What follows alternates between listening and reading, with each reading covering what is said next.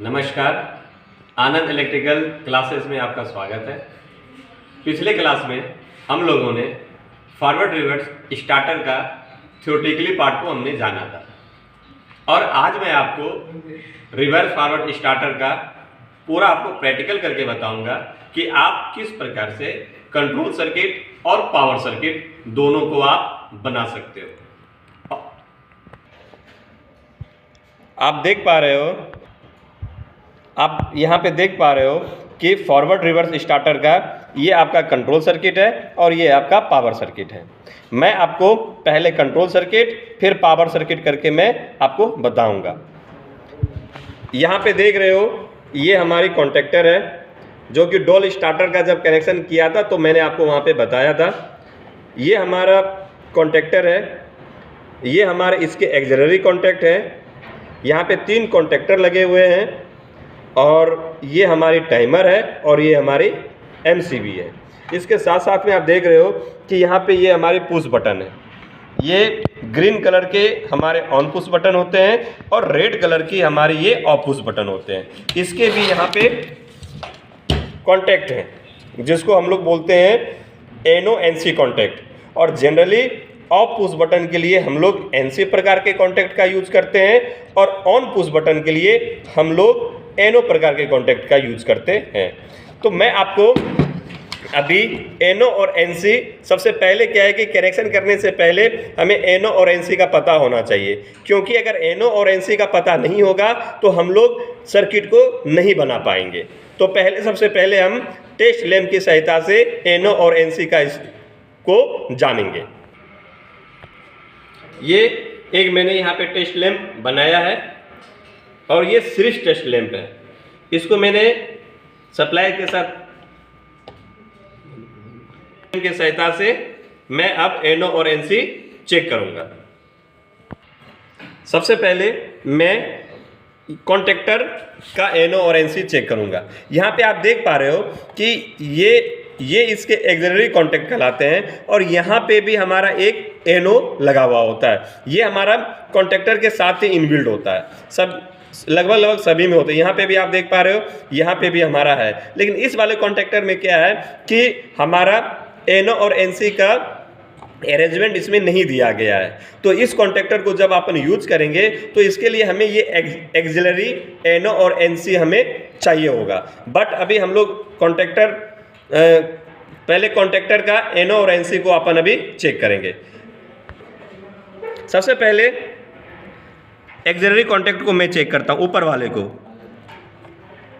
ये एक पहला तार पहले टर्मिनल में डाला, दूसरा दूसरे टर्मिनल में डाला। हमारा बल्ब क्या हो गया, हमारा ये ग्लो, यहाँ पे देख रहे हो बल्ब हमारा ग्लो नहीं हुआ। तो नहीं हुआ, ये जो होता है हमारा ये होल्डिंग पॉइंट होता है। यहाँ पे आप देख रहे हो ये कॉन्टैक्टर का ये होल्डिंग पॉइंट है, इसको मैं पुश कर रहा हूँ। आप देख पा रहे हो कि जैसे ही मैंने पुश किया तो हमारा बल्ब क्या हो गया, ऑन हो गया। और जैसे ही मैंने इसको होल्डिंग कॉइल से मैंने अपने स्क्रू ड्राइवर को हटाया तो बल्ब हमारा बंद हो गया।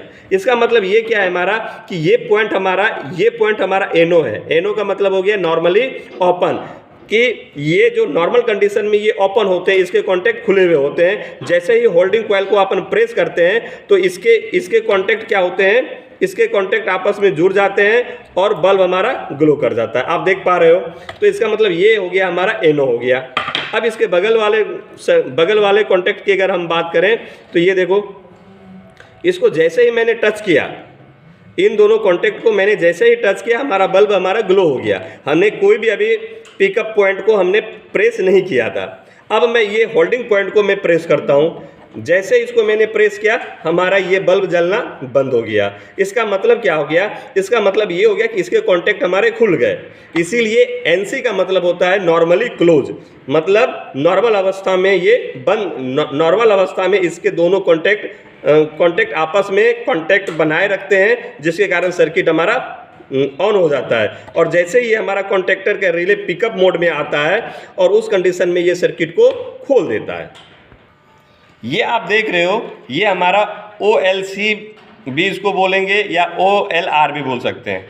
ये हमारा OLC है, ओवरलोड कॉइल है हमारा, या ओवरलोड OLR बोलेंगे तो ओवरलोड रिले भी इसको अपन बोल सकते हैं। इसमें भी आप जो देख पा रहे हो, इसमें भी NO और NC होते हैं, और इसके भी NO और NC को अभी हम लोग पता करते हैं किसके, सीरीज टेस्ट लैंप के द्वारा। सबसे पहले क्या है, ये जो आप कॉन्टैक्ट देख रहे हो, इन दोनों कॉन्टैक्ट में देखो मैंने टच किया, बल्ब हमारा ग्लो हो गया। इसका मतलब क्या हो गया कि ये हमारा NC है, क्योंकि नॉर्मली में हमारा क्या होता है, नॉर्मली हमारा NC का मतलब होता है नॉर्मली क्लोज, तो इसके कॉन्टैक्ट क्लोज हैं। इसके बगल में देख रहे हो, ये हमारा NO है, NO नॉर्मली ओपन। जब ये रिले ऑपरेट होगा तो ये रिले ऑपरेट होने के बाद ये NO हमारा NC में कन्वर्ट हो जाएगा, और ये NC जो है हमारा ये NO में कन्वर्ट हो जाएगा।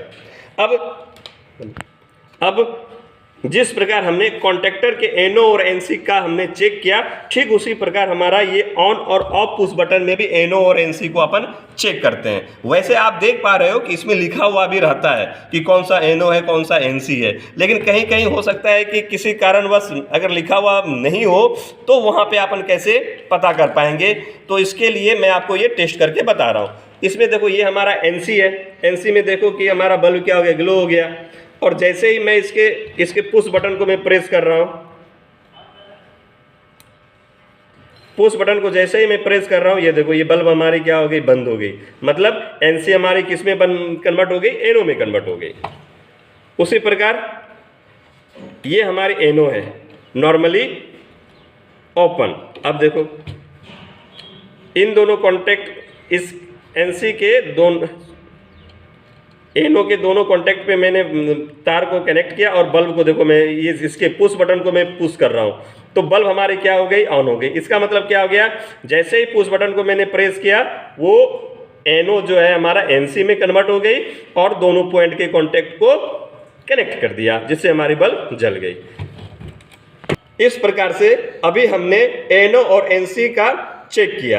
इसके साथ में एक और इसका चेकिंग होती है कि कहीं कॉन्टैक्टर हमारा सही है या नहीं है। इसके लिए इसके कॉइल को चेक करना होता है कि कॉइल हमारा पिकअप कर रही है या नहीं, क्योंकि कॉइल अगर पिकअप मोड में नहीं आएगी, इसकी कॉइल हमारे कॉइल अगर सही नहीं है तो ये कॉन्टैक्टर हमारा सही नहीं हो पाएगा। क्योंकि कॉइल जो होता है, चूँकि इसके अंदर कॉन्टैक्टर के अंदर एक कॉइल होता है जो हमारे इलेक्ट्रोमैग्नेट पे काम करती है, कि जैसे इसमें विद्युत सप्लाई से इसको कनेक्ट करते हैं तो इसके कॉइल जो है एक मैग्नेट बनाती है, और मैग्नेट बनाने के फलस्वरूप इसके जो कॉन्टैक्ट होते हैं, कॉन्टैक्ट को वो अपनी तरफ आकर्षित करती है। तो अभी हम लोग इसके कॉइल को चेक करेंगे कि कॉइल हमारा सही है या नहीं है, और इसको भी चेक हम लोग टेस्ट लैंप की सहायता से ही करेंगे। ये देख रहे हो, ये कॉन्टैक्टर है। कॉन्टैक्टर का कॉइल का सिरा यहाँ दिया हुआ होता है, आप देख रहे हो। इसमें ये A1 लिखा हुआ है, ये हमारे A2 लिखी हुई है, और A2 का एक सिरा यहाँ भी है, इस पार में भी है। तो आप A2 को या तो यहाँ का यूज कर सकते हो या तो यहाँ का यूज कर सकते हो। ये देखो, अभी हम लोग इसके कॉइल को कैसे चेक करेंगे। एक सिरा को हमने सीरीज टेस्ट लैंप का एक सिरा A1 में डाला, और दूसरे सिरा को हमने यहाँ पे A2 में डाला। ये देख रहे हो, इसके कॉन्टैक्ट बन रहे हैं, मतलब कॉइल हमारा पिकअप मोड में। ये देखो आप, अगर ये कॉन्टैक्टर अगर हमारा खराब होता है या इसके कॉइल हमारे खराब होते तो ये हमारा पिकअप मोड में नहीं आता। देखो जैसे मैंने सप्लाई को हटाया, ये फिर इसके कॉन्टैक्ट खुल गए। यहाँ देखो, ये हमारे पिकअप मोड में कॉइल हमारी मतलब मैग्नेट बना रही है, और ये कॉन्टैक्टर हमारा सही है। तो चलिए अब हम इसके कनेक्शन को समझते हैं, और कनेक्शन में सबसे पहले कंट्रोल सर्किट करेंगे, उसके बाद फिर आपको पावर सर्किट का बताऊंगा। कंट्रोल सर्किट की अगर अपन बात करेंगे तो सबसे पहला आप देख रहे हो कि कंट्रोल सर्किट में 2 फेजों का काम होता है, और पहले मैं एक फेज का काम करूंगा, फिर मैं ये दूसरा काम करूंगा। तो पहले फेज की अगर हम बात करें तो पहले फेज का दूसरा सिरा किस में गया है, OLC के NC में। एक सिरे OLC के NC में गया है, एक सिरे में इन हुआ है और दूसरे सिरे से आउट हुआ है। तो अभी हम लोग पहले NC का कनेक्शन करते हैं। OLC के NC में हम लोग एक तार को इन करते हैं एक टर्मिनल में, और दूसरे टर्मिनल से आउट करते हैं। ये OLC था, और अब अभी हम लोगों ने चेक किया है कि ये दोनों पॉइंट हमारी क्या थी, NC थी। चूंकि कंट्रोल सर्किट में क्या है हमारा कि OLC के, चूंकि ये NC है, OLC के NC के एक सिरे में इन हुआ है और दूसरे सिरे से आउट हुआ है। तो ये देखो, यहाँ पे हमने क्या किया कि ये OLC के एक सिरे में इन किया और दूसरे सिरे से हमने आउट किया। अब क्या देख पा रहे हैं कि OLC के दूसरे सिरे से वायर मेरा निकल के ऑफ पुश बटन के पहले सिरे में इन हुआ है। तो अब मैं OLC के दूसरे सिरे से निकला हुआ तार को ऑफ पुश बटन के पहले सिरे में कनेक्ट करूंगा। NC के दूसरे पॉइंट से निकाल करके मैं अब ऑफ पुश बटन के पहले टर्मिनल के साथ कनेक्ट कर रहा हूँ। ये हमारी ऑफ पुश बटन है। ऑफ पुश बटन के ये दो टर्मिनल में से किसी एक टर्मिनल पे मैं कनेक्ट कर रहा हूँ। मैं यहाँ पे कनेक्ट कर रहा हूँ। कॉन्टेक्टर के दूसरे OLC के NC के दूसरे टर्मिनल से निकाल करके हमने ऑफ पुश बटन के पहले टर्मिनल में कनेक्ट किया।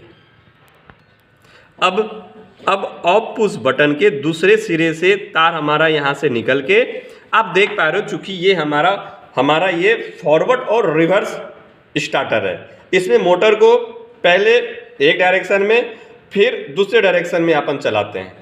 तो यहाँ पे हम लोग फॉरवर्ड और रिवर्स स्टार्टर में हम लोग दो कॉन्टेक्टर का इस्तेमाल करते हैं, कॉन्टेक्टर 1, कॉन्टेक्टर 2। कॉन्टेक्टर 1 ये हमारा है, इसको हम लोग फॉरवर्ड के लिए यूज करेंगे और कॉन्टेक्टर नंबर 2 हमारा रिवर्स के लिए अपन यूज करेंगे। तो यहाँ पे आप देख पा रहे हो कि यहाँ से तार निकलने के बाद ऑफ पुश बटन के दूसरे टर्मिनल से हमारा दो तार आया हुआ है। देखो, एक तार हमारा फॉरवर्ड के लिए चला गया है और एक तार हमारा ये हमारा रिवर्स के लिए चला गया है। तो पहले हम लोग फॉरवर्ड वाले पाथ को कंप्लीट करेंगे, उसके बाद रिवर्स वाले को कंप्लीट करेंगे। पहले कॉन्टेक्टर नंबर 1 का काम करेंगे, उसके बाद कॉन्टेक्टर नंबर 2 का करेंगे। तो सर्वप्रथम यहाँ से क्या हुआ है हमारा, यहाँ आप देख पा रहे हो ऑफ पुश बटन से हमारी दो तार निकली है, एक हमारी फॉरवर्ड की तरफ चली गई है और एक हमारी रिवर्स की तरफ चली गई है। तो यहां से दो तार को निकालते हुए हम लोग सर्किट को आगे बढ़ाते हैं। ये ऑफ पुश बटन का दूसरा टर्मिनल है, यहां से दो तार निकलेंगे, दो तार निकाल रहा हूं।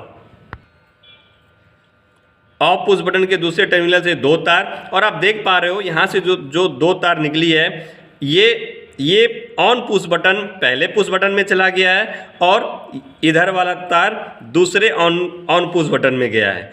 तो अभी मैं यहाँ से जो तार आई है दोनों अलग अलग पुश बटन में, चूँकि क्या है कि हम लोग यहाँ पे मोटर को जब फॉरवर्ड और रिवर्स दो डायरेक्शन में हमें चलाने हैं, तो इसके लिए हमने यहाँ पे दो ऑन पुश बटन का इस्तेमाल किया हुआ है।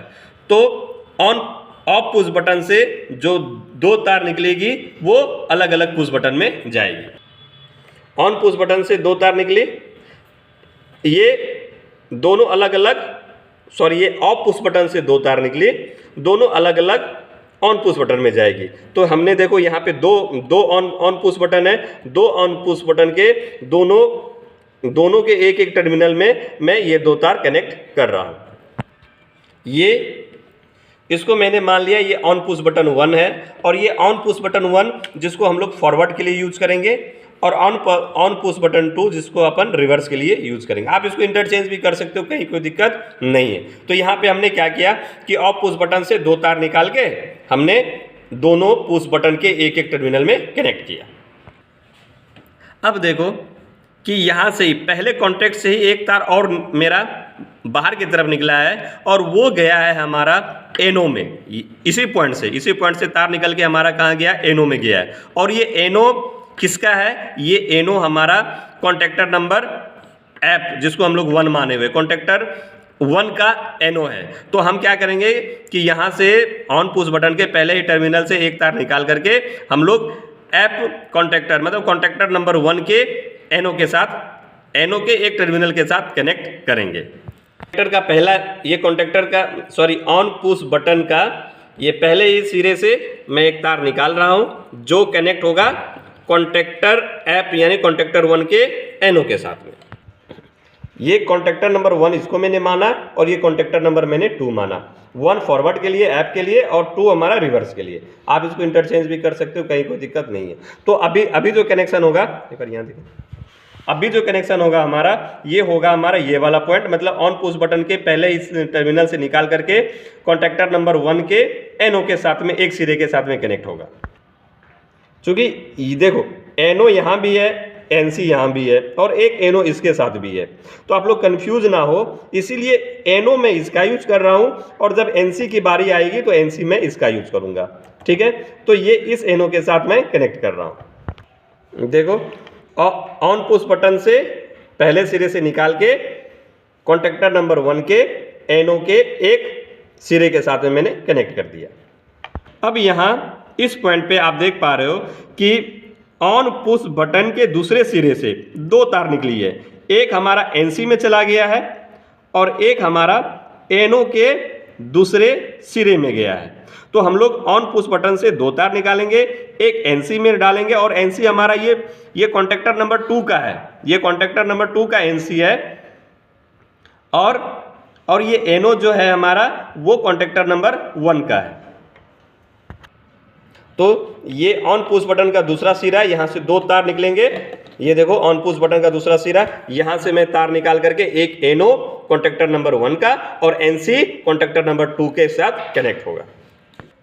ये 2 तार ऑन पुश बटन से निकला हुआ है, ऑन पुश बटन के दूसरे टर्मिनल से। अब देखो एक ये NO का दूसरा सिरा, ये हमारा कॉन्टेक्टर नंबर 1 का है और ये कॉन्टेक्टर नंबर 2 का NC हम लोग यहाँ पे यूज कर लेंगे। तो NC के एक सिरे के साथ यहाँ पे कनेक्ट हो जाएंगे और NO की बात करें तो कॉन्टेक्टर नंबर 1 का जो NO का दूसरा सिरा है उसमें हमारा एक तार चली जाएगी और दूसरा तार हमारा ये NC में चली जाएगी, एक NO के साथ में और एक दूसरे कॉन्टेक्टर के NC के साथ में मेरा कनेक्ट हो गया। अब ये NC के दूसरे टर्मिनल से निकल करके एक वायर हमारा ये F1 कॉन्टेक्टर नंबर 1 के पहले कॉइल के पहले सिरे में जा रहा है और दूसरे सिरे में हम लोग दूसरे फेज को अपन डाल रहे हैं। तो सबसे पहले अपन ये वाला काम करेंगे कि NC के दूसरे NC और ये NC है हमारा कॉन्टेक्टर नंबर 2 का, 2 मतलब रिवर्स वाले का। तो हम लोग NC के दूसरे टर्मिनल से तार को निकाल करके कॉन्टेक्टर नंबर 1 के कॉइल के पहले पॉइंट के साथ कनेक्ट कर रहे हैं। देखो NC के दूसरे टर्मिनल से मैंने एक वायर को बाहर किया, ये कहाँ चला जाएगा, ये कॉन्टेक्टर नंबर 1 के पहले कॉइल पॉइंट में। ये देखो कॉइल का यहाँ पे 2 पॉइंट A1 है, A2, इन दोनों में से आप कहीं पे भी मतलब ज्वाइन कर सकते हो। मैं इसको A1 के साथ ज्वाइन कर रहा हूँ। ये देखो मैंने तार कनेक्ट कर दिया NC के दूसरे पॉइंट से निकाल के और कॉन्टेक्टर पहले के कॉइल के पहले पॉइंट के साथ में। इस कॉन्टेक्टर पहले के कॉइल के दूसरे सिरे से दूसरे सिरे में हम लोग यहाँ पे देख पा रहे हो कि दूसरे फेज से अपन यहाँ दूसरे फेज को अपन डाल रहे हैं। तो और ये फेज हमारा दोनों में कॉमन है। तो अभी मैं यहाँ से एक तार निकाल करके इसको बिना कनेक्शन का ही रख देता हूँ। जब दोनों इसका भी निकल जाएगा तो दोनों एक साथ में अपन कॉमन कर देंगे। है हमारा, ये देख पा रहे हो कॉन्टेक्टर नंबर 1 का दूसरा सिरा कॉइल के दूसरे सिरे से एक तार को मैं कनेक्ट करके बाहर कर रहा हूँ। ये मैंने कनेक्ट करके तार को बाहर कर लिया। अभी तक आप लोगों ने क्या देखा कि मैंने ये फॉरवर्ड डायरेक्शन मतलब कॉन्टेक्टर नंबर 1 का जो कनेक्शन करना था मैंने वो कर लिया। अब अपन रिवर्स वाले कॉन्टेक्टर मतलब R2 का मतलब कॉन्टेक्टर नंबर 2 का कनेक्शन करेंगे। मतलब पहला जो है हमारा ये कंप्लीट हो गया। अब दूसरे पार्ट के कनेक्शन को करेंगे। इसमें से अभी तक हम लोगों ने इस पॉइंट तक अपन कनेक्शन कर चुके हैं। ऑफ पुश बटन से तार निकाल करके ऑन पुश बटन के पहले टर्मिनल में अपन तार को डाल चुके हैं। लेकिन यहाँ पे आप देख पा रहे हो कि ऑन पुश बटन के पहले टर्मिनल से भी हमारा एक तार और बाहर की तरफ आया है। वो हमारा NO किसका, कॉन्टेक्टर नंबर 2 के NO के पहले टर्मिनल में इन हुआ है।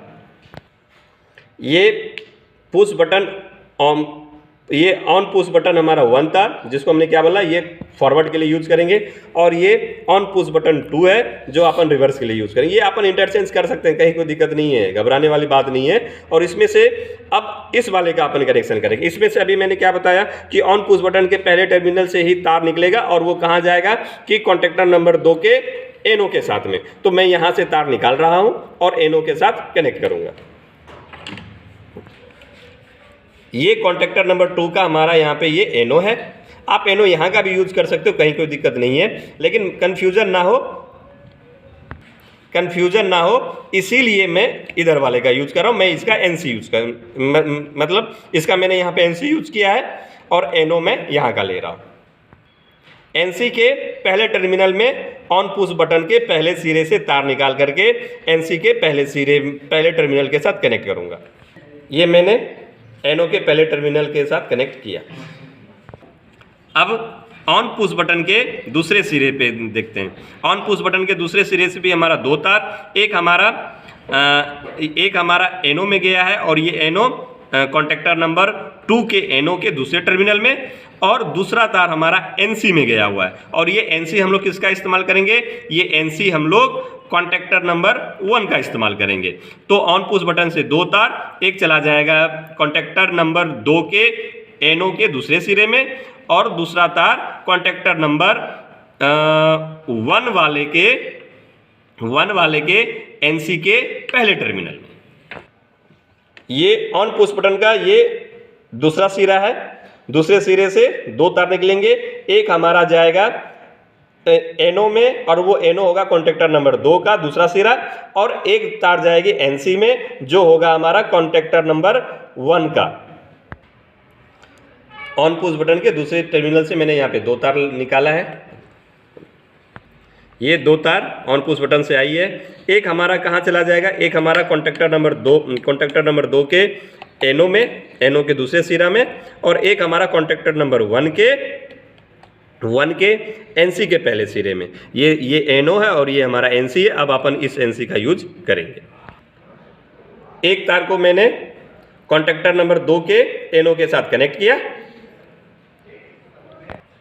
दूसरा सिरा को मतलब दूसरे तार को हमने ये कॉन्टेक्टर नंबर 1 के NC के पहले टर्मिनल के साथ कनेक्ट किया।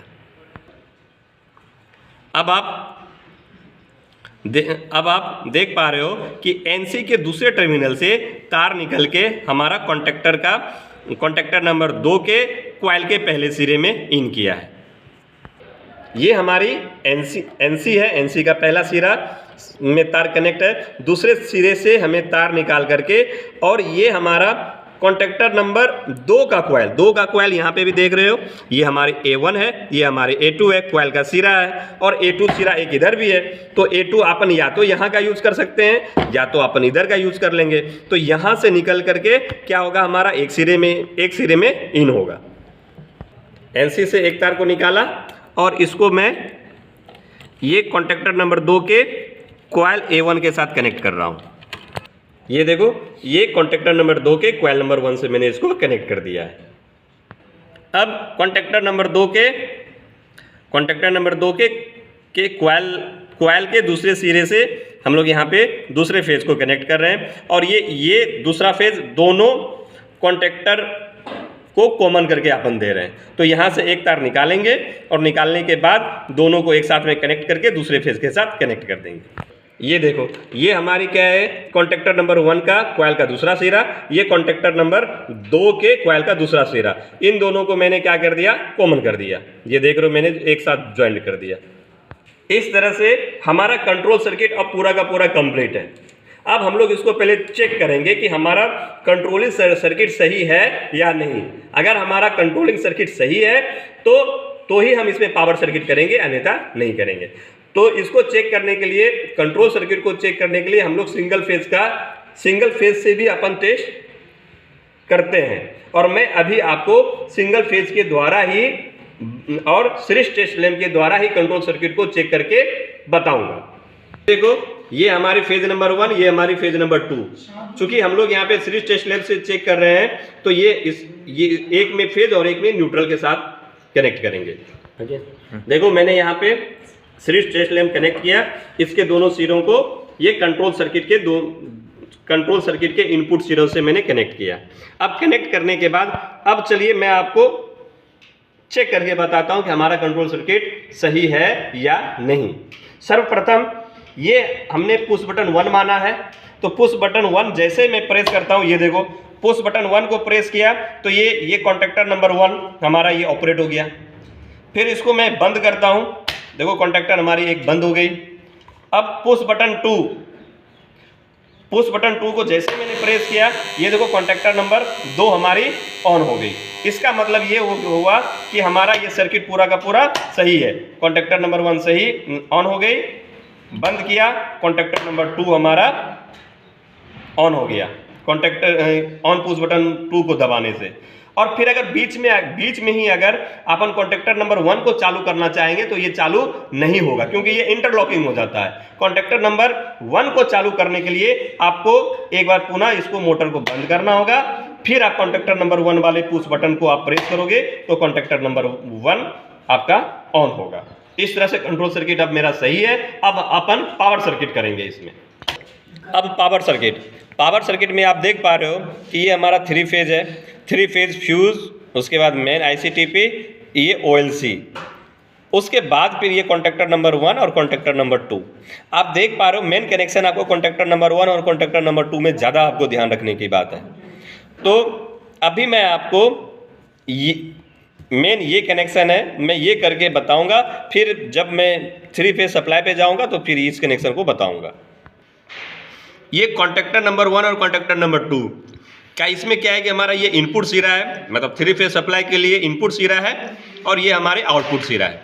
तो यहाँ पे आप देख पा रहे हो ये जो आप देख पा रहे हो ये हमारी इनपुट सिरा है, इधर वाला, और ये हमारे इधर की ये हमारे आउटपुट सिरा है। तो अब देखो यहाँ पे हमने क्या दिया है, इसको हमने नंबरिंग कर लिया है इनपुट सिरा में से। ये हमारी 1, ये हमारी 2, ये हमारी 3। ये मैंने क्यों किया, ये आपको थ्योरी सेक्शन में आपको मैंने अच्छे तरीके से बताया था। उसी प्रकार ये भी, ये कॉन्टेक्टर नंबर 2 का ये भी हमने माना, ये 1 है तो ये भी 1 है, ये 2 है तो ये भी 2 है, ये 3 है तो ये भी 3 है। ये जो देख पा रहे हो, देखो 1 2 3, इसको हमने 1 माना, इसको हमने 2 माना, इसको हमने 3 माना, और इसी सीरीज में हमने इसको भी 1 माना, इसको भी 2 माना, और इसको भी हमने 3 माना। अब जिस प्रकार यहाँ पे जो आप देख पा रहे हो पावर में, आप देख पा रहे हो कि पहले कॉन्टेक्टर का पहला L1 मतलब 1 के साथ कनेक्टेड है, 2 के साथ कनेक्टेड है, 3 के साथ कनेक्टेड है। तो मैं आपको अभी यहाँ पे उसी प्रकार इन दोनों कॉन्टेक्टर में मैं अभी कनेक्शन कर रहा हूँ। आप देख पा रहे हो ये OLC है हमारा। अब OLC का हमारा यहाँ पे ये लाइन कॉन्टेक्ट है। इस लाइन कॉन्टेक्ट को मैं इसके साथ कनेक्ट कर रहा हूँ ताकि क्या होगा कि कनेक्शन हम अच्छी तरीके से हो पाए। अब देखो ये हमारी 1 थी तो ये भी सिरा क्या हो जाएगा, 1 हो जाएगा। ये हमने 2 माना था तो ये वाला पिन 2 में जा रहा है तो ये भी सिरा हमारा क्या हो जाएगा, 2, ये सिरा क्या हो जाएगा, 2 हो जाएगा। और ये हमने 3 माना था और ये भी सिरा 3 वाले पॉइंट में जा रही तो ये वाला भी हमारा क्या हो जाएगा, 3 हो जाएगा। ये सिरा नंबर 1 2 3, 1 का 1 के साथ कनेक्शन, ये कॉन्टेक्टर नंबर 2 में 2 के साथ कनेक्शन, और 3 का 3 के साथ कनेक्शन। कॉन्टेक्टर नंबर 1 से मैंने 3 तार निकाल लिया। ये कॉन्टेक्टर नंबर 1 है। यहाँ पे आप देख पा रहे हो पावर सर्किट में कि कॉन्टेक्टर नंबर 1 के ये जो कॉन्टेक्ट पॉइंट है, लाइन के कॉन्टेक्ट पॉइंट है, यहाँ से मैंने 3 पॉइंट निकाला और ये हमारा चला जाएगा कॉन्टेक्टर नंबर 2 में। एक को रेड के साथ कनेक्ट किया है, 2 को पीले के साथ और 3 को ब्लू के साथ में, और इसी सीरीज में आपको कॉन्टेक्टर नंबर 2 में डालना है। ये पहला पॉइंट को पहले के साथ कनेक्ट कर दिया, ये दूसरा पॉइंट था दूसरे के साथ कनेक्ट किया, और तीसरे को तीसरे के साथ कनेक्ट कर दिया पावर सर्किट में जो आप देख पा रहे हो। अब इसके आउटपुट सिरे को थोड़ा ध्यान से देखना आप। आउटपुट सिरे में हमने क्या किया है कि जो कॉन्टेक्ट पॉइंट थे इसको हमने चेंज किया है। चेंज क्यों किया है, क्योंकि मोटर को हमें रिवर्स और फॉरवर्ड में चलाना होता है। और दूसरी बात, बाकी थ्योरेटिकल में आप और भी अच्छे तरीके से समझ पाओगे, आप इसके पिछले वाला वीडियो जरूर देख लेना। ये आप देख पा रहे हो, ये हमारे ये कॉन्टेक्ट पॉइंट है, ये 1 2 3, ये कॉन्टेक्टर नंबर 1 के थे, और कॉन्टेक्टर नंबर 2 के ये भी 1 2 3, क्योंकि हम इधर माने हुए हैं 1, इसलिए अगर आप इसको 2 मानोगे या 3 मानोगे तो इधर भी आपको 3 मानना होगा।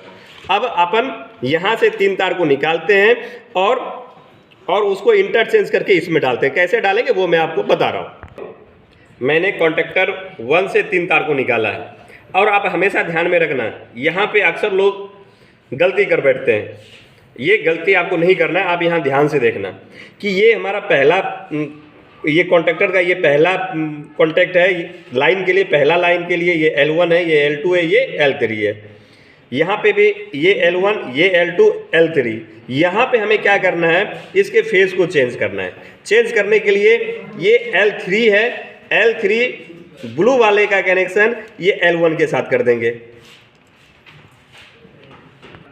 क्योंकि हमें मोटर को रिवर्स और फॉरवर्ड डायरेक्शन में चलाने के लिए, मोटर की गति को चेंज करने के लिए किसी दो फेजों का क्रम को चेंज करना होता है। तो देखो यहाँ पे ये फेज आ रही थी 3 वाले पॉइंट में, मैंने इसको इसके साथ 1 वाले के साथ कनेक्ट कर दिया। 2 को 2 के साथ ही रखेंगे और पहले को तीसरे के साथ में मैंने कनेक्ट किया। तो इस प्रकार से हमारा यहाँ पे क्या हो जाएगा, 2 फेज का जो क्रम है वो चेंज हो जाएगा। जैसा आप देख पा रहे हो कि L3 का कनेक्शन मैंने कॉन्टेक्टर नंबर 1 के L3 का कनेक्शन कॉन्टेक्टर नंबर 2 के L1 के साथ किया। कॉन्टेक्टर नंबर 2 का कनेक्शन ये देख रहे हो, कॉन्टेक्टर 1 के L2 का कनेक्शन कॉन्टेक्टर नंबर 2 के L2 के साथ में ही, और कॉन्टेक्टर नंबर 1 का L1 सिरा कॉन्टेक्टर नंबर 2 के L3 सिरे के साथ कनेक्ट किया। इस तरह से हमारा यहाँ पे क्या हो गया, यहाँ पे हमारा 2 फेज का जो क्रम है उसको मैंने चेंज किया। अब पावर सर्किट में थोड़ा सा ध्यान दे लेंगे। अभी तक हम लोगों ने ये वाला कनेक्शन हमने कर लिया।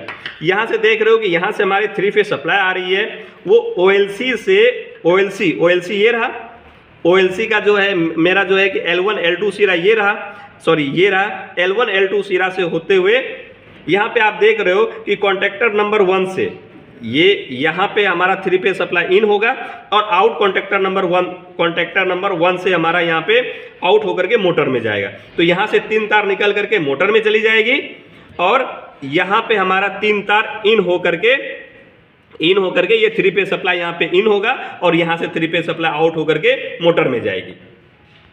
जैसा कि आप देख रहे हो ये दोनों पॉइंट हमारा कंट्रोल सर्किट का था। कंट्रोल सर्किट में चूंकि क्या है, कंट्रोल सर्किट को 2 फेज हमें देना होता है। तो अब देखो हमारा यहाँ पे 3 फेज आया हुआ है। अगर अपन इन दोनों तार को अलग अलग फेजों के साथ कनेक्ट कर देंगे तो हमें अलग से इसका कनेक्शन करने की जरूरत नहीं होगी। तो इन दोनों तार को अलग अलग फेजों के साथ मैं कनेक्ट कर रहा हूँ। इन दोनों तारों को मैंने अलग अलग फेजों के साथ कनेक्ट कर दिया। अब चलते हैं, ये हमारा लगभग पावर सर्किट भी कंप्लीट है। इसको अब सिर्फ और सिर्फ 3 फेज सप्लाई से कनेक्ट करना है। एक चीज ध्यान में रखिएगा कि पावर सर्किट जब आप बनाएंगे तो आप कंट्रोल सर्किट से मोटे तार का इस्तेमाल करेंगे, क्योंकि पावर सर्किट में हमारा 3 फेज सप्लाई का काम होता है और वो कंट्रोल सर्किट के अपेक्षा थोड़ा मोटे तार का उसमें इस्तेमाल करना चाहिए। तो चल के पास में ये हमारा मेन ICTP स्विच है। यहाँ पे हमारी 3 फेज सप्लाई आई हुई है। अब ये 3 फेज सप्लाई को हमने ये स्टार्टर के साथ कनेक्ट किया है। ये हमने यहाँ पे ये MCB लगा रखा है। MCB के द्वारा मैं इसको कॉन्टेक्टर नंबर 1 के साथ में कनेक्ट करूँगा। कॉन्टेक्टर नंबर 1 का जो L1 L2 और L3 सिरा है इसके साथ में मैं कनेक्ट करूँगा। ये MCB के आउटपुट सिरे से मैंने 3 तार निकाल करके मैं यहाँ जो कॉन्टेक्टर नंबर 1 है और कॉन्टेक्टर नंबर 1 से हमारा यहाँ पे OLC लगा हुआ है, तो इसके 3 फेज सप्लाई मैं यहाँ से इन करूँगा और यहाँ से कॉन्टेक्टर नंबर 1 से ही 3 फेज सप्लाई आउट ले करके मोटर के साथ में कनेक्ट करूँगा। मैंने मेन 3 फेज सप्लाई को OLC के L1 L2 और L3 के साथ में हमने कनेक्ट कर दिया। अब कॉन्टेक्टर नंबर 1 से आउटपुट को लेकर के मैं मोटर के साथ कनेक्ट कर रहा हूँ। हमारी 3 phase squirrel gauge induction motor है। इसमें हमारी ये 6 टर्मिनल्स है, आप देख पा रहे हो। 6 टर्मिनल्स में से हमने एक टर्मिनल को शॉर्ट कर दिया, क्योंकि क्या है कि हमारा डोल स्टार्टर में मोटर हमारी स्टार में चलती है और बाकी 3 सिरे को मैं 3 फेज सप्लाई से कनेक्ट कर रहा हूँ। इसमें एक चीज़ हमेशा ध्यान में रखना होगा कि इसके पोलैरिटी को अपन टेस्ट करते हैं, बिना टेस्ट किए अपन शॉर्ट नहीं करेंगे। तो ये हमारा 1-1 सिरा था, A1 A2 और A1 B1 C1। ये हमारे A2 B2 और C2 थी। ये कैसे अपन फाइंड आउट करते हैं, ये इसके लिए मैं अलग से वीडियो आपको बना दूंगा। तो इसका कनेक्शन मैं कॉन्ट्रैक्टर के साथ कर रहा हूं। ये कॉन्ट्रैक्टर 1 का ये आउटपुट सिरा है, इसके साथ में मैं मोटर का 3 तार को कनेक्ट कर रहा हूं। ये मोटर का 3 टर्मिनल से तार निकाल करके मैंने कॉन्ट्रैक्टर नंबर 1 के आउटपुट सिरे के साथ में कनेक्ट कर दिया। मतलब कॉन्ट्रैक्टर नंबर 1 के आउटपुट सिरे से 3 तार निकाल करके मोटर के साथ में हमने कनेक्ट कर दिया। अब अपन मोटर को ऑन करके देखते हैं, सॉरी स्टार्टर को ऑन करके देखते हैं कि हमारा मोटर ऑन होता है या नहीं।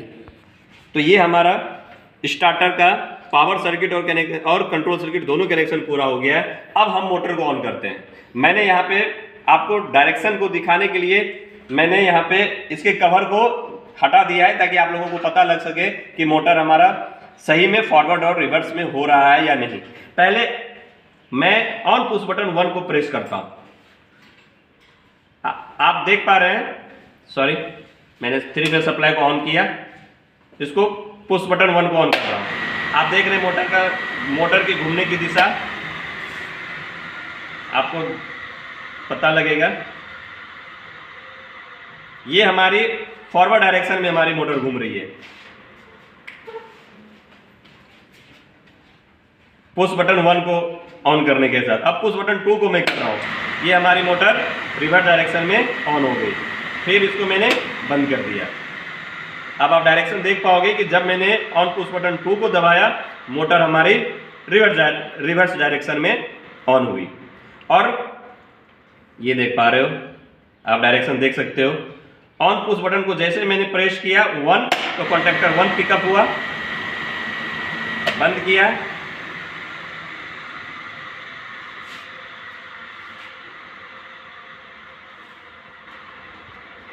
पुश बटन 2 को जैसे मैंने पुश किया, कॉन्टैक्टर नंबर 2 का कॉन्टैक्टर कॉइल हमारा होल्डिंग मोड में आया। इस प्रकार से हमारा 3 phase square gauge induction motor को फॉरवर्ड और रिवर्स डायरेक्शन में हम लोग एक स्टार्टर से चला सकते हैं। आज मैंने आपको इसका फॉरवर्ड रिवर्स डोल स्टार्टर का प्रैक्टिकल करके आपको दिखाया। आपको इससे रिलेटेड अगर किसी भी प्रकार की कोई भी अन्य समस्या हो तो आप इसके थ्योरी वाले वीडियो को देख लेना। अगर फिर भी अगर आपको समझ में नहीं आए तो आप हमें कमेंट करके बता सकते हैं। और रही बात, आपने देखा होगा कि इसमें बहुत सारे तार का इस्तेमाल हुए हैं, वायर का इस्तेमाल हुए हैं, तो आपको घबराना नहीं है। स्टेप बाय स्टेप आप मेरी वीडियो को देखें और आपको सब एक आपको पता लग जाएगा। और मेरे चैनल को ज्यादा से ज्यादा आप लोग सब्सक्राइब करें और लाइक करें। Thank you. आपके और भी आपको वीडियो मिलेंगे, आप हमारे चैनल को सब्सक्राइब कर लें ताकि आपको पता लग सके कि आज आगे आने वाला वीडियो और कौन सा होगा। धन्यवाद।